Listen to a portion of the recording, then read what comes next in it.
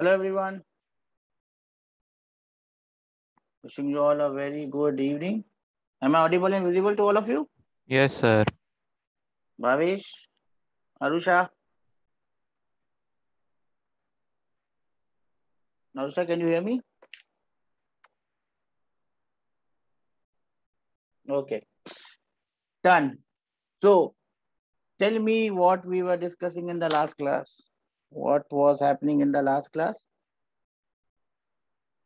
Sir, we discussed about the circuits We discussed about the circuits and we discussed about and the its component. and its components. Can you just remind me what were the components that we discussed? What were the components? Sir, cell or a battery, plug, a resistor, Tell ammeter, voltmeter. Great. So you remember a lot of things. Ammeter, voltmeter.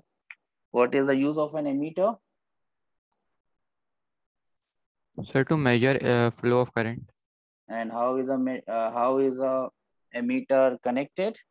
Sir, in a series. In a series. In series.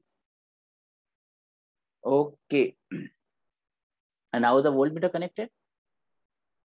Sir, it is connected parallel to the circuit.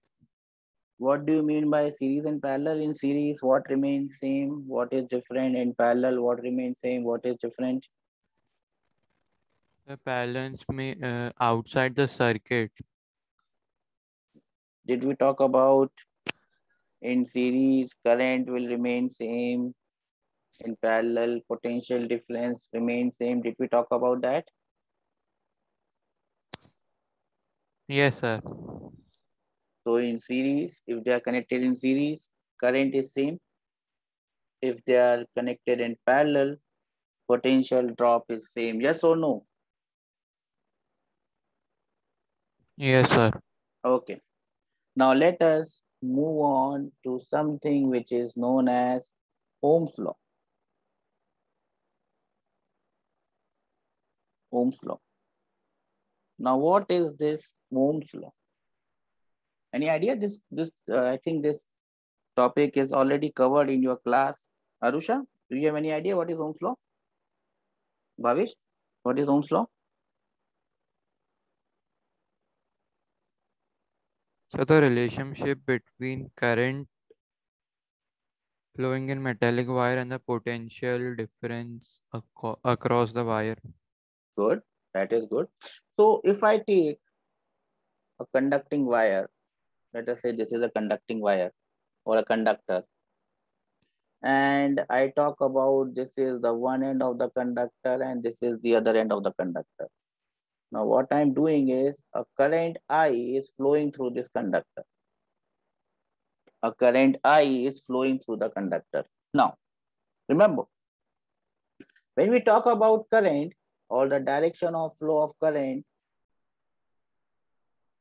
from where to where current flows?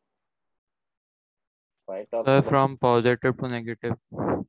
from positive to negative, or if I say, in other words, current is the flow of the conventional current is the flow of positive charges, and these positive charge always flow from a point of higher potential to a point of Lower potential. lower potential. Now, here in this diagram, what do you see? From where to where is current flowing? Current is From flowing from point A to B. point A to B. Now, based on the information that you have, can you tell me which point will be at higher potential and which point will be at a lower potential? Sir, I think point A would be at higher potential. Point A would be at higher potential, and Point B at lower. Arusha, do we agree? Do you agree? Do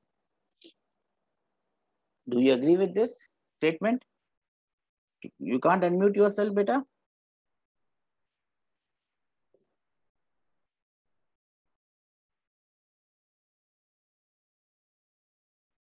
Arusha can't unmute yourself. Okay, no problem. So you can just tell me by raising your hands. Do you understand this? That point A is at a higher potential and point B is at a lower potential? Okay. That means there is a potential difference between point A and B. Yes or no? Yes, sir. Let me call that potential difference as V. Remember, V is not potential, but it is Potential difference. potential difference. Now I can say this current flowing in the wire I, this current flowing through the wire I is directly proportional to the potential difference V. Is directly proportional to the potential difference V, or I can say I becomes V divided by R, or I can say V is equal to IR, and this becomes what? This becomes the famous statement of Ohm's law. But you must always remember what stands for what. V stands for what? Potential difference. Between A and B. Shabash. What does I stand for? Current. I stands for current on the wire. This R which is left is a constant. It depends on what type of wire it is made of. It depends on the temperature of the wire. It depends on the material of the wire. It depends on the length of the wire. It depends on the area of the wire. We will discuss all that, don't worry. But for a given wire at a given temperature, this R is a constant. And this constant is known as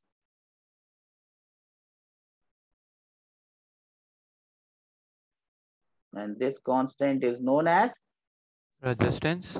resistance of the wire.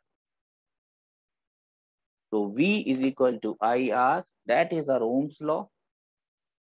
R is a constant depending on the type of the wire, its area, its length, and its temperature. For a given wire at a given temperature, this is a constant. This constant is known as the resistance of the wire. V is equal to IR. V standing for potential difference across the wire. I standing for current flowing through the wire. R standing for resistance of the wire. This is known as Ohm's law. Do you understand this? Yes, sir. Can I have some raised hands from everyone that we understand this, sir? Raise hands from everyone that we understand this. All of us have understood this. Bhavesh, Chinmay, Arusha has not raised her hand. Arusha. So now we can write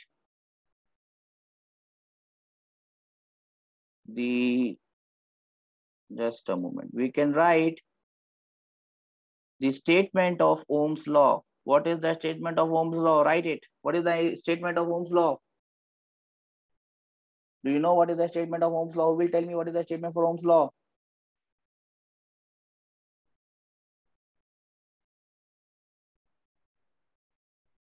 Who will tell me the statement of Ohm's law?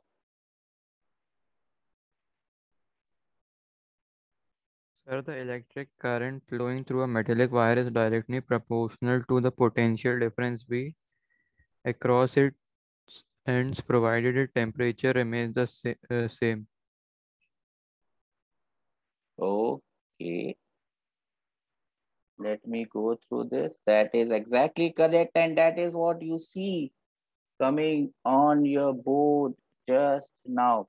According to Ohm's law, remember, Ohm's law is only valid for a constant temperature. If the temperature changes, Ohm's law is not valid. At constant temperature, the current flowing through a conductor is directly proportional to the potential difference across the conductor. I is proportional to V. Do we understand this? Yes, I sir. is proportional to V. This statement is known as Ohm's law. I is proportional to V. If I is the current and V is the potential difference across the conductor, I is proportional to V, T is constant, or I becomes V by R, I becomes V by R, where I is the current, V is the potential difference, R is a constant which is known as resistance of the conductor, V is equal to IR. That becomes my Ohm's law. V is equal to IR is the Ohm's law at constant temperature. Please remember, at constant temperature. Do we all understand this? Can I have some reason? And please let me know if you have written this statement. According to Ohm's law, at a given temperature, current is directly proportional to potential difference, or I is proportional to V, or I is equal to V by R, or V is equal to IR, where V is the potential difference, I is the current, R is a constant which is known as resistance of the wire. Well done. So far, so good. Now the next heading would be resistance of the wire. So write the red heading, resistance of the wire.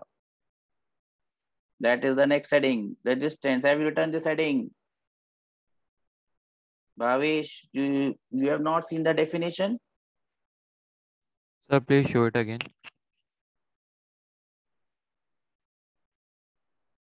Here comes the definition. Ohm's law. According to Ohm's law, at constant temperature, the current flowing through a conductor is directly proportional to the potential difference, or I is proportional to V, or I is equal to V by R, or V is equal to IR. Are we done?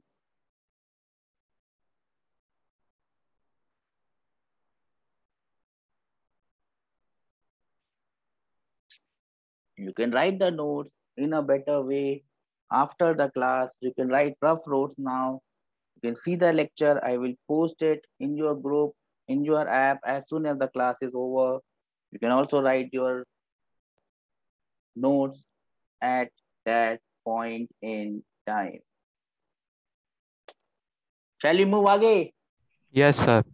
The next heading is what? The next heading is resistance. And what is resistance? Let us first write what is the unit of resistance. The SI unit, standard unit of resistance. Anyone knows this? What is this? Ohm. OHM, ohm. And is denoted by the Greek letter omega. This is the symbol for ohm. V is equal to IR. So R becomes V by I. If voltage is 1 volt, SI unit of voltage is volt. Current is 1 ampere. So 1 volt per ampere becomes my 1 ohm. When do I say resistance of a conductor is 1 ohm?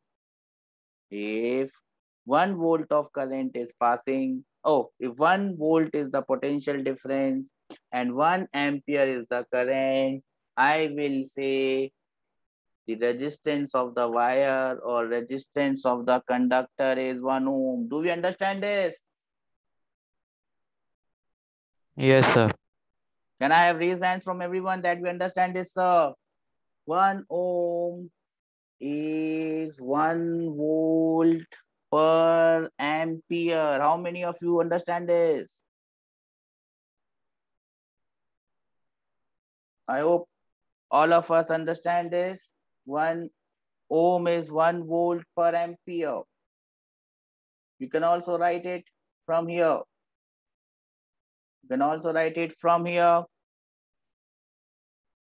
1 ohm is defined as the resistance of a conductor. Up till now, we are calling it a conductor, but from now on, we can also call it resistor. All conductors are registered. If 1 ampere of current flows through it, when the potential difference is 1 volt. Do we understand this?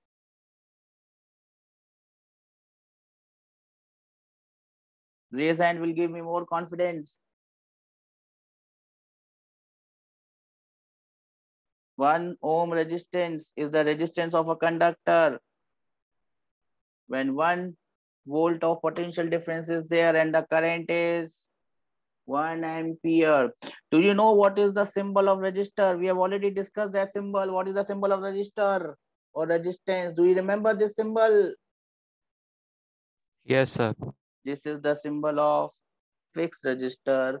If the resistance is changing, we can just write it like this. Do you remember this? Yes, sir. Pakka, everyone, please raise your hand that we remember this, sir.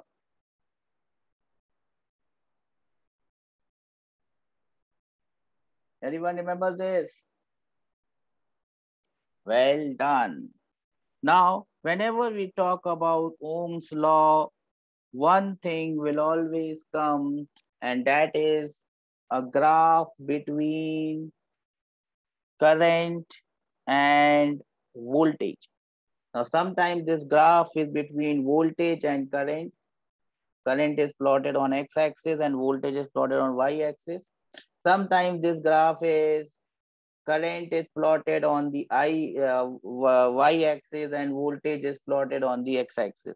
No matter how you draw this graph, it will always be a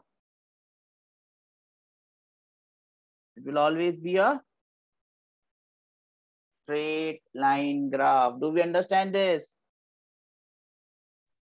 Yes, sir. Do we understand this? Here the graph is drawn between V, which is the potential difference on y-axis, and current, which is plotted on the x-axis. The slope of this graph, that means this line, which is V, divided by this line, which is I. V by I will give us the resistance. Do we understand this? Yes, sir. You take 2 points. If you find out the slope, you will get the value of resistance. Am I clear with this? The V versus I graph of a conductor is always a straight line. Got it, everyone? Can you please raise hands and let me know that we have understood this? Arusha, Chinmay, Bhavesh. V versus I graph for a conductor will be a straight line. Arusha, I'm waiting for you.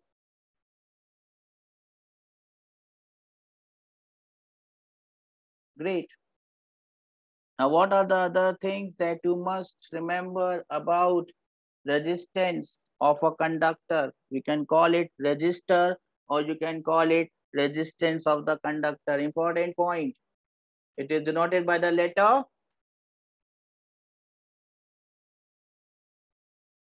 Resistance is denoted by which letter? R. It is denoted by the letter R. It is denoted by the letter R. What is the SI unit of resistance? What is the SI unit of resistance? Omega. SI unit is ohm represented by the letter omega. Yes or no? Yes, sir. What type of quantity is this? It is a scalar quantity or a vector quantity? Scalar. It is a scalar quantity. Please remember this. Have you noted all these 3 points? Resistance is denoted by capital R. SI unit is ohm denoted by omega. Resistance is a scalar quantity. इतनी सारी बात हो गई resistance के बारे में, इसको हम इलेक्ट्रिकल रेजिस्टेंस भी बोल सकते हैं. इतनी सारी बात हो गई रेजिस्टेंस के बारे में, भाई डेफिनेशन नहीं आई इसके अभी तक. What is the definition of resistance? ऐसा यूनिट देख लिया, लेटर देख लिया किससे डिनोट करना है, स्केलर है कि नहीं है पता है, क्या इसकी डेफिनेशन हमको पता है? क्या है डेफिनेशन, किसी को पता है? What is the resistance of a conductor, किसी को पता है क्या भाई?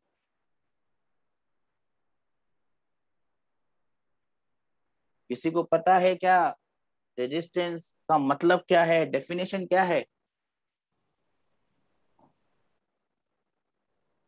Sir, may I give it a try? Yes yes, बोलना। The ratio of voltage and the current is known as resistance. The ratio of voltage and current is known as resistance. हो सकता है बेटा कुछ बुक्स में you have given it a good try, और कुछ books में ऐसा भी लिखा हो कि ratio of voltage and current is known as resistance. But ध्यान रखो बेटा, जब भी हम रेशियो की बात करते हैं, whenever we talk about ratio, the ratio is a number, ratio एक नंबर है। जब भी हम किसी चीज का रेशियो निकालेंगे, वो दोनों चीजें सेम होनी चाहिए, तभी रेशियो निकलेगा उनका। समझो, मेरे पास एक चीज है लेंथ मीटर, और एक चीज है सेकंड। क्या तुम लेंथ और सेकंड का रेशियो निकाल सकते हो? No, sir. लेकिन अब ये देखो, तुम्हारे पास दो पेन है, एक की लेंथ है 10 मीटर, दूसरे की लेंथ है 5 मीटर। क्या इसका रेशियो निकाल सकते हो? दोनों पेन की लेंथ का निकाल सकते हो रेशियो? Yes, sir. 10/5, ये रेशियो निकल सकता है। लेकिन मैं बोलूं भैया एक लेंथ है 5 मीटर और एक टाइम है 5 सेकेंड्स, रेशियो निकालो, निकाल पाओगे रेशियो? नहीं ना। तो रेशियो जब भी निकलता है बेटा, सेम चीज का निकलता है। टाइम का रेशियो टाइम के साथ, लेंथ का रेशियो लेंथ के साथ, एरिया का रेशियो एरिया के साथ, वॉल्यूम का रेशियो वॉल्यूम के साथ, डेंसिटी का रेशियो डेंसिटी के साथ, वेलोसिटी का रेशियो वेलोसिटी के साथ। क्या वोल्टेज और करंट दोनों सेम चीजें हैं? No, sir. तो उनका रेशियो निकाल सकता है क्या? No, sir. पर ट्राई अच्छा किया तुमने। बहुत सी किताबों में लिखा है speed is the ratio of distance by time. गलत है। डिस्टेंस लेंथ है, टाइम सेकंड्स है। डिस्टेंस लेंथ है, टाइम सेकंड्स में है। सेकंड्स और लेंथ का रेशियो कैसे निकालेंगे भाई? लोग निकाल देते हैं और बुक में लिख भी देते हैं। बिल्कुल ही गलत कॉन्सेप्ट है बेटा। समझ में आई बात? तो जिस किताब में ऐसा लिखा हो कि velocity is the ratio of displacement and time, उसको फाड़ के सब फेंक देना कुचरे में। ये कचरा है। क्या है वो? कचरा, क्योंकि वो गलत सिखा रहा है। हाँ, वी बाई आई है, वी बाई आई को हम रेशियो नहीं बोल सकते बेटा। हाँ, you can say it this way. कैसे बोलोगे? Sir voltage divided by current is resistance, चलेगा। हम दो चीजों को डिवाइड कर सकते हैं, उनका रेशियो नहीं निकाल सकते। बात समझ में आ रही है? Yes, sir. तो गड़बड़ कौन से वाले टर्म में थी जो तूने यूज किया? Ratio. रेशियो नहीं यूज करना। ये बोल दे sir resistance is voltage divided by current, मैं बोलूंगा वेल डन। चिन्मय, चिन्मय है ना? Yes, sir. हाँ Yes, sir. Chinmay. हाँ। तो अगर तू ये बोलेगा कि voltage divided by current is resistance, मैं बोलूंगा वेल डन चिन्मय। लेकिन तू ये बोलेगा sir ratio of voltage and current, तो मैं बोलूंगा नहीं बेटा, गलत है ये बात। जो गलत है वो गलत है। अब तू कितना भी अच्छे से बोल ले, वो गलत ही रहने वाला है। आई बात समझ में? So you can say this way, voltage divided by current is resistance. But ये बहुत अच्छा तरीका नहीं है किसी इस चीज को समझाने का। ज्यादा अच्छा तरीका तुमको अभी दिख रहा है तुम्हारी स्क्रीन पे, इसीलिए मैंने स्क्रीन को थोड़ा बड़ा किया हुआ था, पर किसी ने ध्यान ही नहीं दिया। इसलिए ध्यान देना बहुत जरूरी है भाई। अगर ध्यान देते तो ये दिखता इतना बड़ा बड़ा सा। अब दिख रहा है क्या? Yes, sir. क्या दिख रहा है सुना? The property of a current, the property of a current. a conductor by virtue of which it opposes the flow of electric current through it is called its resistance. The property of a body through which or virtue of which it opposes the flow of current. Current flow करने की कोशिश कर रहा है, पर वो जो body है वो रोक रही है, नहीं मत फ्लो कर, नहीं मत फ्लो कर। उसको बोलते हैं रेजिस्टेंस। रेजिस्टेंस सिंपल सा वर्ड है, रेजिस्टेंस। वैसे भी सुना होगा, इलेक्ट्रिक करंट के अलावा भी सुना होगा रेजिस्टेंस। वो आ रहा है, वो नया सीरियल मनी हाइस्ट, उसमें भी रेजिस्टेंस है। जहाँ पे भी कोई अपोजिशन है वहाँ रेजिस्टेंस है। Resistance and opposition are the same word, same meaning.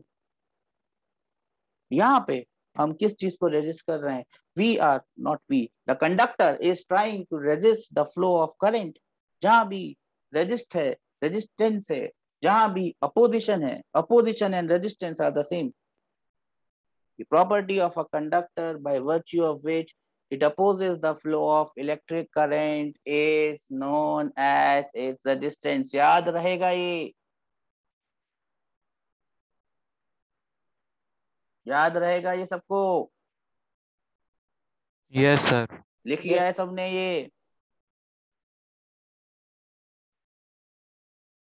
सबने लिख लिया है ये?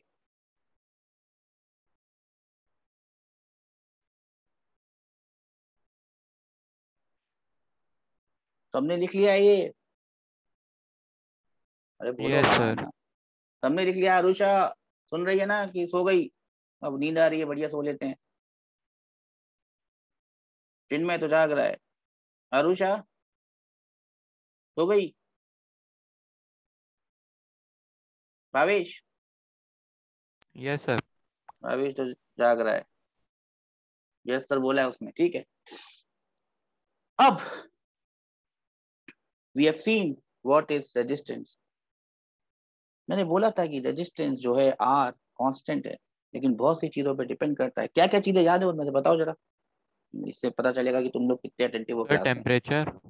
वाह बेटा, शाबाश। और लेंथ, अरे गजब हो गया। और एरिया ऑफ क्रॉस सेक्शन। शाबाश, शानदार। और तीन चीजें बता दी, वेल डन। तो 12th वालों को नहीं पता होगा इतना। गुड। कंडक्टर पे भी डिपेंड करता है। हाँ, Potential silver, of gold. Gold इतना महंगा क्यों है? सबसे अच्छा कंडक्टर है बेटा, इसलिए इतना महंगा है, समझा? प्रेशियस भी है, कम भी मिलता है, लेकिन सबसे अच्छा कंडक्टर भी है। सबसे महंगा कंडक्टर चिप में बनाना हो तो गोल्ड और सिल्वर यूज होता है। अब ऐसे ये मत करना कि अपना लैपटॉप खोल के बैठा कि इसमें से गोल्ड और सिल्वर निकाल लेता हूँ मैं, कंडक्टर है अच्छे, बढ़िया गोल्ड और सिल्वर डला हुआ, अंदर डला है तभी तो महंगे हैं। बात समझ में आ रही है?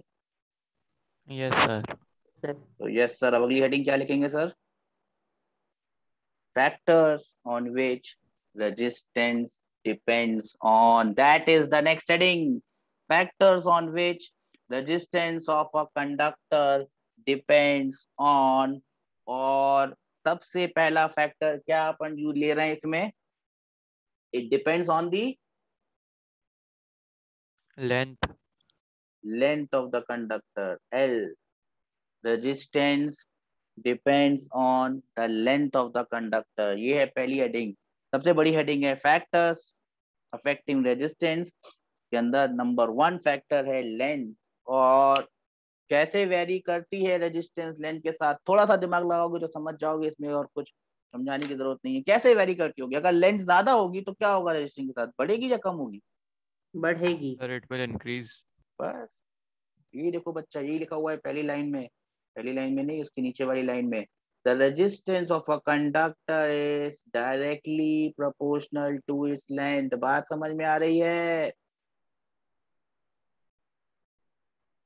Resistance of a conductor is directly proportional to its length. तो मैंने लिखा R is directly proportional to L. Length को 2 टाइम्स कर दिया तो रेजिस्टेंस का क्या होगा? रेजिस्टेंस भी 2 टाइम्स हो जाएगा। रेजिस्टेंस भी 2 टाइम हो जाएगा। तो अगर 1 मीटर का वायर है और मेरे पास 5 मीटर का वायर है, सेम बॉडी का बना हुआ, सेम एरिया का, सेम मटेरियल का बना हुआ, क्या होगा दोनों की रेशियो ऑफ रेजिस्टेंस? ध्यान रहे, रेजिस्टेंस का रेशियो निकाल सकता हूँ मैं, दोनों सेम क्वांटिटी है, पर करंट और वोल्टेज का नहीं निकाल सकता। बच्चा समझ में आ रही है बात? तो अगर एक वायर 1 मीटर का है, सेम चीज का वायर 5 मीटर का है, क्या होगा दोनों का रेशियो ऑफ रेजिस्टेंस? 1:5 का। 1:5। 1:5। बात समझ में आ रही है? ऊपर से निकलती जा रही है, मैं बातों में निकली। Sir understood. अरुषा सो गई? सो गई लड़की? जाग रहा है वो तो हाथ खड़ा कर दे, हाँ ऐसे, गुड। तो resistance of a conductor is directly proportional to its length. बात याद रहेगी? Yes sir. चलो बढ़िया बात है। अगली चीज क्या आएगी भाई अब? टेम्परेचर। नहीं, अगली चीज आएगी एरिया ऑफ द कंडक्टर। तो मैं पहले तुमको ऐसे दिखाता हूँ ताकि तुमको ये दिखे ना कि एरिया ऑफ कंडक्टर पे कैसे डिपेंड करती है। तो ये वाला पोर्शन दिखाऊंगा मैं आपको। Resistance is directly proportional to length, ये बात अपन कर चुके हैं। अगला फैक्टर अपन को देखना है इफेक्ट ऑफ एरिया। फिर से दिमाग लगाओ। बड़ा कंडक्टर होगा, ज्यादा बड़ा, छोटा कंडक्टर छोटा सा, क्या इफेक्ट होगा एरिया का? बड़े कंडक्टर की मोटे कंडक्टर की रेजिस्टेंस ज्यादा होगी या पतले कंडक्टर की रेजिस्टेंस ज्यादा होगी, और क्यों? सर मोटे की। मोटे की क्या ज्यादा होगी? Yes sir. क्यों? Sir because of material use in is more. गधे। Material use is more. चल, रेजिस्टेंस क्या है? पोजीशन है ना, रुकाव। एक रोड है, एक पतला रोड है और एक चौड़ा रोड है। किस रोड पे गाड़ी चलाने में रेजिस्टेंस कम लगेगी? बड़े वाले में। फिर से दूसरे तरीके से पूछता हूँ। नदी है,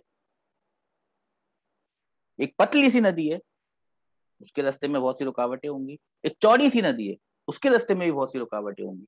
पर किसके, कहाँ पे रिवर का फ्लो करना ज्यादा आसान होगा? चौड़े उसमें या पतले उसमें?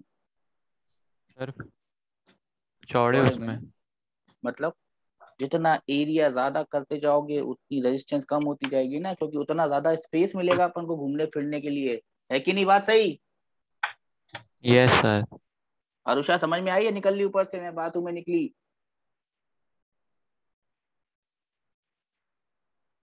सो resistance is inversely proportional to area. Inversely proportional to area है भाई। एरिया बढ़ाओगे रेजिस्टेंस कम हो जाएगी। बात समझ में आई?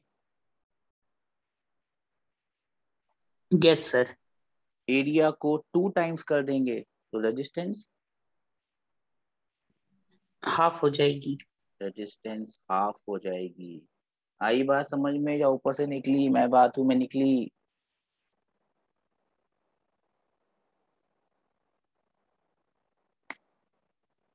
आगे समझ में? हाथ खड़े करो सब।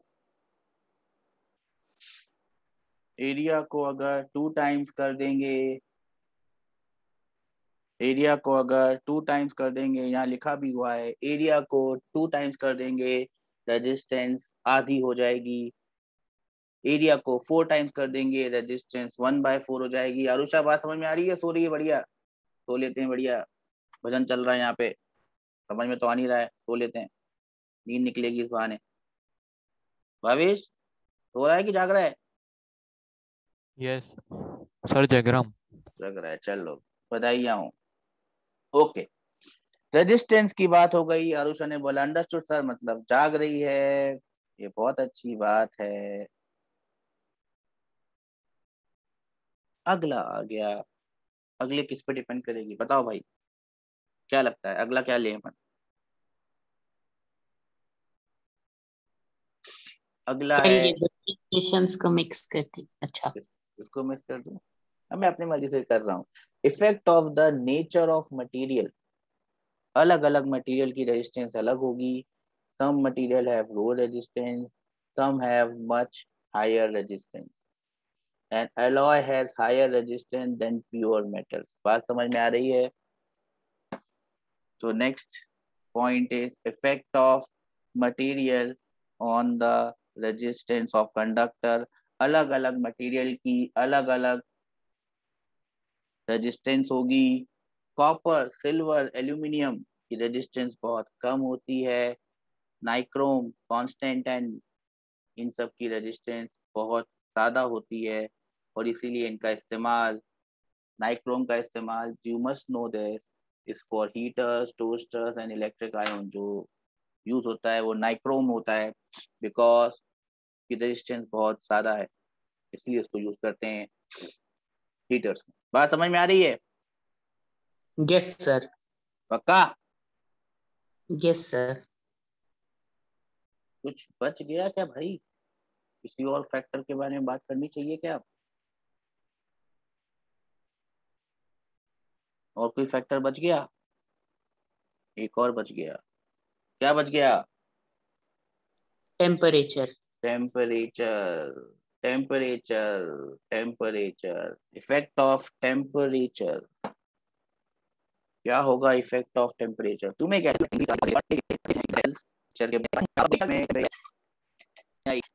एंड ऑल में सेमीकंडक्टर्स यूज करते हैं ना। क्योंकि यहाँ गर्म हो जाता है, तो ऐसे एलॉय यूज करने पड़ेंगे जिनका रेजिस्टेंस बहुत ज्यादा हो, ताकि वो जल ना जाए। अगर बहुत नहीं होगा तो बहुत ज्यादा हीट लॉस होगा उनके अंदर, जितना रेजिस्टेंस होता जाएगा उतना हीट लॉस होता जाएगा और खराब होने के चांसेस बहुत ज्यादा है। बात समझ में आ रही है? Yes sir. ओके, अब क्योंकि हम यहाँ पे आ गए हैं तो अब हम एक फॉर्मूला बनाने की कोशिश करते हैं। क्या फॉर्मूला बनाने की कोशिश कर रहे हैं भाइयों अपन? क्या फॉर्मूला बनाने की कोशिश कर रहे हैं अपन? अपन ये फॉर्मूला बनाने की कोशिश कर रहे हैं। अपन ने क्या क्या देखा है रेजिस्टेंस के बारे में? अपन ने क्या क्या देखा है रेजिस्टेंस के बारे में? पहला नंबर पॉइंट अपन ने देखा, resistance is directly proportional to length. Yes or no? Yes sir. Resistance is inversely proportional to area. Yes or no? Yes sir. Then resistance depends on conductor. Conductor किसका बना हुआ है? And it also depends on temperature. Yes or no? इन सबको yes अगर sir. साथ में लिखा जाए तो मैं ऐसे लिख सकता हूँ, resistance is equal to rho L by E. सुनते जाना, घबराना नहीं है अपन, सुनते जाना बस। ये आर क्या है?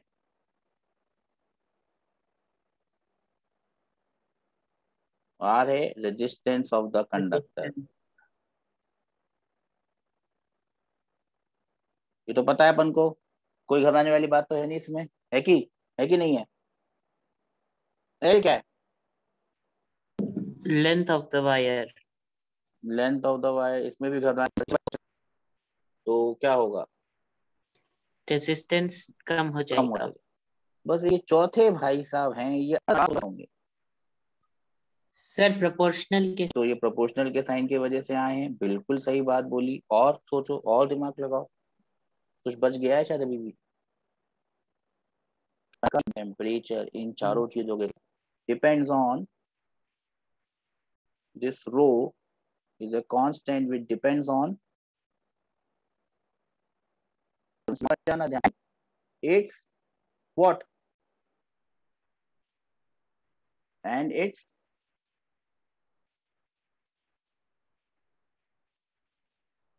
it depends on the type of conductor and its temperature, and this constant is known as resistivity. बात समझ में आई या ऊपर से निकल गई? मैं बात हूं, मैं निकली। ये डिपेंड करता है कंडक्टर और उसके टेम्परेचर पे। अगर कंडक्टर सेम मटेरियल का बना हुआ है, सेम टेम्परेचर पे है, तो ये उस कंडक्टर के लिए कांस्टेंट होगी। ये कहलाती है resistivity of the material of the conductor. बात समझ में आई? Yes sir. किस किस को नहीं आई भाई बोलो?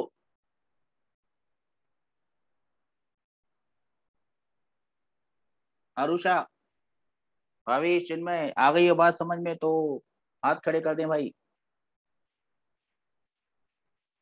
चिन्मय भावेश को तो आ गई है, आरुषा को भी आ गई है। रो, ये पी जैसा लग रहा है, ये पी नहीं है, ये रो है, ग्रीक अल्फाबेट है।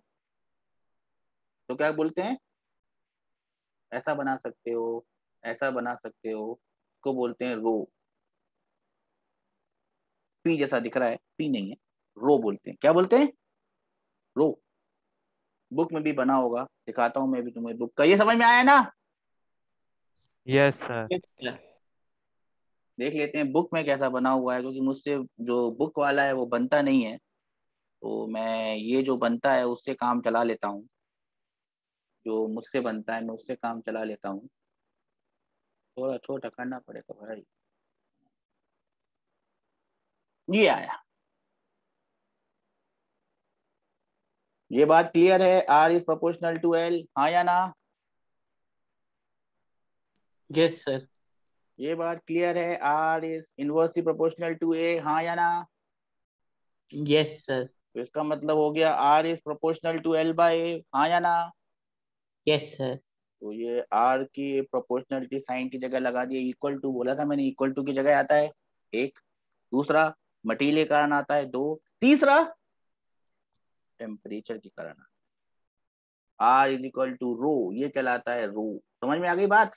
ये सिंबल, तो मैं इसको ऐसे बनाता हूँ, पता नहीं क्यों ये ऐसा अच्छा लगता है। बात समझ में आई? चिन्मय को आई, बाकी लोगों को आई कि नहीं आई भाई, बताई बताओ। तीनों को समझ में आई, तीनों को समझ में आई, तो बात अपन ने आगे बढ़ाई। Where rho is known as the resistivity of the material of the conductor. It depends on two things. It depends on the conductor. Gold का होगा तो अलग होगा, सिल्वर का होगा तो अलग होगा, एल्यूमिनियम का होगा तो अलग होगा, कॉपर का होगा तो अलग होगा, और डिपेंड करता है टेम्परेचर के कारण। टेम्परेचर बढ़ाने पे यही चीज है जो बढ़ जाती है, रेजिस्टिविटी बढ़ जाती है मेटल्स की, सेमीकंडक्टर की कम हो जाती है, मेटल की बढ़ जाती है, और इसलिए उसकी रेजिस्टेंस बढ़ जाती है। बात समझ में आ रही है? बोलो, का समझ में आई तो बोल दो भाई, नहीं आई तो बोल यस दो। Sir.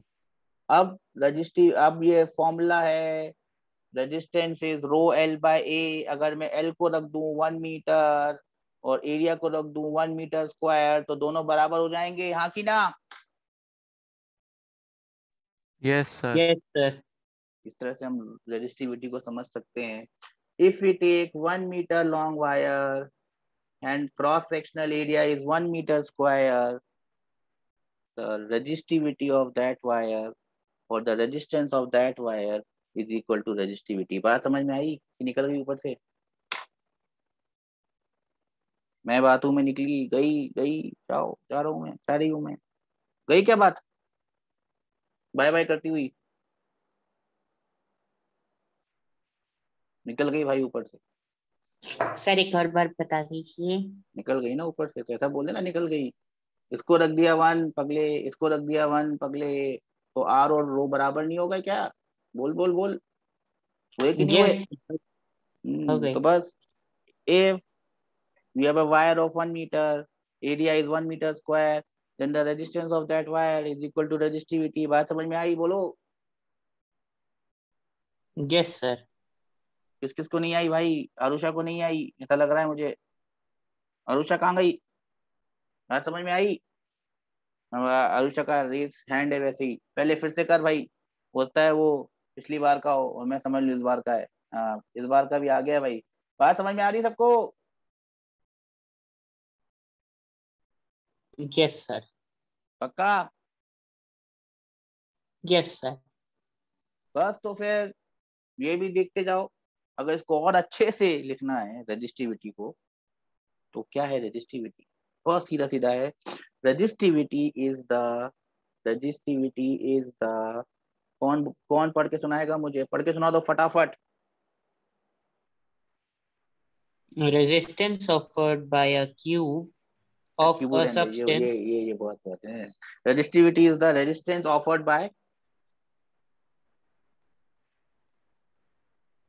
Resistance offered by a wire of, बोलो, a wire of 1 meter length and 1 meter square a cross 1 section area. Metre cross section area. शाबाश बच्चे, 1 metre square area, that's it, that is resistivity. आई बात समझ में? ऊपर से निकली मैं, बातों में निकली। आ निकल गई। गई निकल गई निकल गई, आरुषा के उससे निकल गई ऊपर से। आरुषा का हैंड हमेशा रेस रहता है। भावेश पकड़ में आई, पकड़ में आई। लिखते जा रहे हो ना कि ऐसे ही बकवास करता जा रहा हूं मैं? लिख नहीं रहे हो तुम लोग? लिखते जाना, अगर कुछ छूट जाए तो बाद में लिखना है भाई, बाद में लिखना है भाई। आखिरी चीज जो आज की क्लास की है वो है यूनिट ऑफ रेजिस्टिविटी। रेजिस्टिविटी का यूनिट निकालना है, बहुत सिंपल सी बात है। रेजिस्टेंस होती है रो एल बाई ए। बोलो हाँ कि ना? Yes sir. यहाँ से अपन ने रेजिस्टिविटी रो निकाल लिया, ए को ऊपर ले गए, एल को नीचे ले आए। बोलो हाँ कि ना? Yes sir. तो रेजिस्टिविटी बन गई। रेजिस्टेंस, ये ए छोटा क्यों लिखते हैं, बड़ा लिखो भाई, एरिया है। Multiplied by area divided by length. बोलो हाँ कि ना? Yes sir. रेजिस्टेंस का यूनिट है ओम। हाँ कि ना? Yes sir. लेंथ का यूनिट है मीटर। हाँ कि ना? Yes sir. एरिया, अरे बड़ा लिख दे भाई। एरिया का यूनिट है मीटर स्क्वायर। हाँ कि ना? Yes sir. तो रेजिस्टिविटी का निकाल दो जरा फटाफट, देखें कौन निकाल के दिखाता है पहले। सर ओम मीटर। शाबाश मेरे शेर, वेल डन, बहुत अच्छे। बाकी सब निकला कि बाकी सब सो रहे हैं? अरुषा तो सो ही रही है पक्के से, बस रेज हैंड करके बैठ जाती है। उसने कहा रेज हैंड करके बैठ जाओ, हर सवाल का जवाब एक ही है, रेज हैंड। है कि नहीं सही बात अरुषा? फिर से हाथ रेस कर दिया, उसने कहा हाथ रेस कर दो, समझ में आए ना आए कुछ नहीं करना है। रेजिस्टिविटी में ओम लिख देना है, ओम। रेजिस्टेंस के लिए, एरिया के लिए लिख देना है multiplied by metre square. Bhavesh है कि नहीं है? ये निकल लिया? मैं भावेश हूँ कि नहीं यस था? सर। हाँ, डिवाइडेड बाय लेंथ की जगह मीटर, मीटर मीटर कट गया। रजिस्टिविटी का फॉर्मूला बन गया ओम मीटर। फॉर्मूला नहीं बना भाई, गलत बोल गया मैं। क्या बना? यूनिट बना। ये हो गई इसकी एसआई यूनिट, ओम मीटर। आई बात समझ में सबको? Yes yes sir. बस आज की कहानी यहीं तक। क्या क्या पढ़ा हमने आज, शॉर्ट में देखते हैं क्या क्या पढ़ा अपन ने आज। सर एक क्वेश्चन है। पहले पे को अपना खत्म तो कर लेने दे कार्यक्रम। क्या क्वेश्चन है तेरा? ये जो बोल। रो है इसमें टेम्परेचर का तो कुछ अपन ने बात करी नहीं। मैंने बताया ना बेटा, जब टेम्परेचर बढ़ जाता है तब रो रो टेम्परेचर के बढ़ने से रो बढ़ जाता है, इसलिए रेजिस्टेंस बढ़ जाता है। उसका फॉर्मूला अभी तेरे को अभी नहीं है, वो 12th स्टैंडर्ड में है। रेजिस्टेंस का भी फॉर्मूला है टेम्परेचर के साथ, और रेजिस्टिविटी का भी फॉर्मूला है टेम्परेचर के साथ। वो मैं तुझे बाद में बताऊंगा, अभी जरूरत नहीं है उसकी। ठीक है ना? Okay sir. चाहेगा तो बता दूंगा। चल अब तूने पूछ लिया है तो बता ही देता हूँ। पहले अपन ये सब करेंगे सभा समाप्त करने के बाद। अपन सभा समाप्त करने से पहले देख लेते हैं अपन ने क्या पढ़ा है। क्या क्या पढ़ा है अपन ने? बोलो फटाफट, क्या क्या पढ़ा है आज? Sir Ohm's law. सबसे पहले पढ़ी अपन ने ओम्स लॉ। क्या पढ़ा अपन ने ओम्स लॉ में?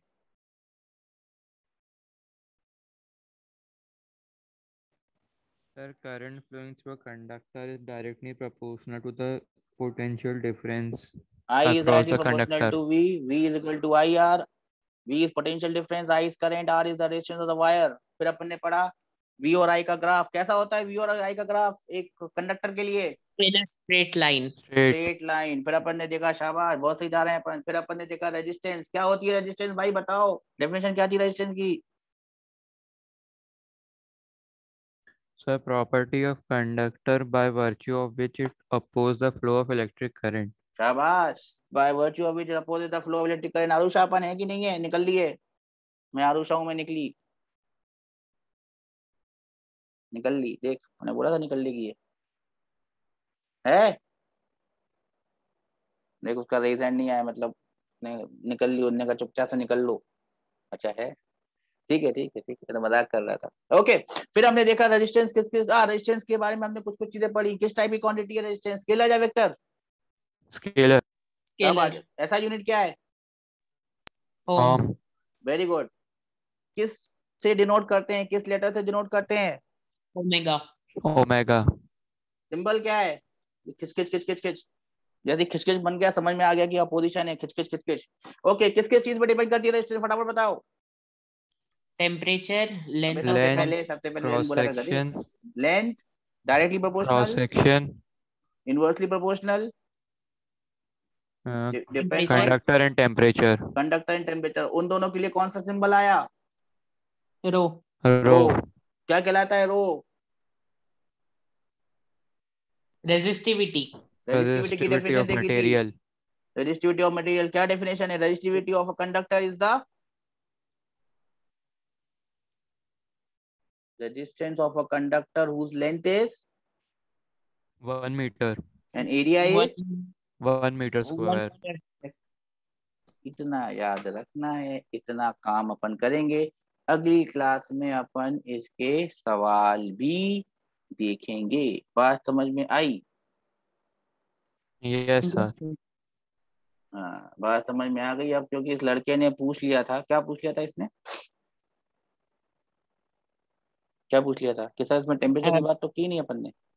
Yes sir. देख ले टेम्परेचर की बात, तुझे बहुत शांति मिलेगी। Rho at any temperature T2 is equal to, या ठीक है, रो एट टेम्परेचर T बोल देता हूं मैं। Rho at any temperature T will be equal to rho not. Rho not की वैल्यू मतलब एक दूसरे टेम्परेचर पे into 1 plus alpha into T minus T not. T not है लोअर टेम्परेचर, T है हायर टेम्परेचर। अगर मैं T नॉट को बोल दूं टेम्परेचर एट 0 डिग्री सेल्सियस और T को बोल दूं टेम्परेचर एट 100 डिग्री सेल्सियस, तो फॉर्मूला कैसा बन जाएगा ये? रो at 100 degree Celsius will be equal to, बोलो, rho 1 plus alpha rho into 0 degree Celsius plus 1 plus alpha 100 minus 0। बात समझ में आई? Yes sir.